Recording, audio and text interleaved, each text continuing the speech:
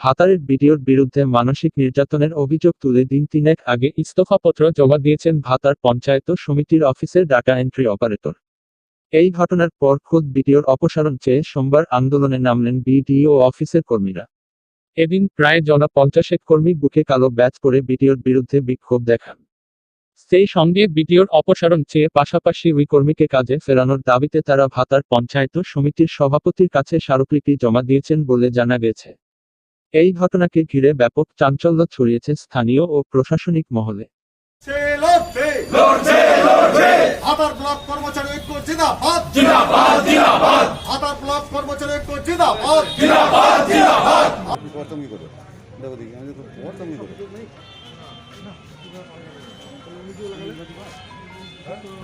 বলছি স্টেটমেন্ট কিন্তু না নীলগতি নীলগতি কেন লাগছে মালটা?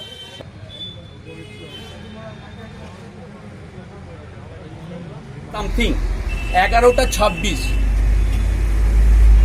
এই ধরনের অজস্র হোয়াটসঅ্যাপ, বিভিন্ন ধরনের অর্ডার, কোনো কাজ সুষ্ঠুভাবে উনি করতে একসাথে চলছে তিনটে কাজ, একটা ইলেকশন, একটা দুয়ারে সরকার, একটা সেন্সার, তিনটেই করতে হবে।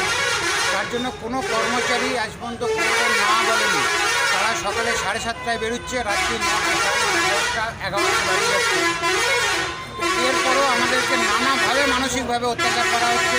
কোনো খরচ দেওয়া হয় না, তেলের পয়সা দেওয়া হয় না, তেল দেওয়া হয় না। তো রাতে বাড়ি যাচ্ছেন কীভাবে? রাত্রে বাইকে বাড়ি যেতে হয় রিস্ক নিয়ে, সকালে বেরিয়ে আসতে হয়, সারাদিন ঠিকমতো খাওয়া দাওয়া হয় না, ঘুরতে হয়, ইলেকশনের কাজে ঘুরতে হয়। প্রত্যেকটা কাজই আমাদের ছেলেরা করবো না বলছে না, কিন্তু তারা একটু ভদ্র ব্যবহার চাইছে। ওনার অত্যাচারের হাত থেকে এখন বাঁচতে চাইছে, উনি অত্যাচারিত। এখন ভিডিও সাহেব কে রয়েছেন? বিডিও সাহেব কে রয়েছেন এখন? এখন তপন সরকার। কি চাইছেন আপনারা? আমরা ওনার অপসারণ চাইছি এবং নতুন পুনরায় যাতে সন্দীপবাবু আমাদের মধ্যে ফিরে আসেন কাজের মধ্যে, সেটা চাইছি। আমরা যেটা হয়েছে, আমরা কোনো সংগঠনভাবে কোনো নিয়োগ ব্যবস্থা করছি না। আমরা আজকে ভাতার ব্লকের সমস্ত কর্মচারীরা, এটা কোনো সংগঠন নয়, কর্মচারীদের আজকে তারা কি বলবো বিভিন্নভাবে লাঞ্ছিত এবং তারা ভীত সন্ত্রস্ত। আজকে সবচেয়ে বড় কথা, বিডিও সাহেব আমাদের গার্জেন এবং সেই গার্জেনের কাছে আমাদের যদি কোনো দায় বিপদ হয় আমরা তার কাছে ছুটে যাব। কিন্তু এই মুহূর্তে আমাদের যা মনে হচ্ছে যে আমরা যদি কোনো বিপদে পড়ি বিডিও সাহেব আমাদের পাশে দাঁড়াবে কিনা সেটাও সম্ভব।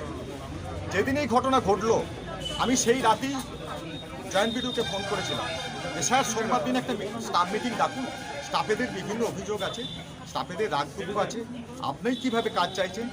আমার মনে হয় এটা ফয়সালা হয়ে যাবে।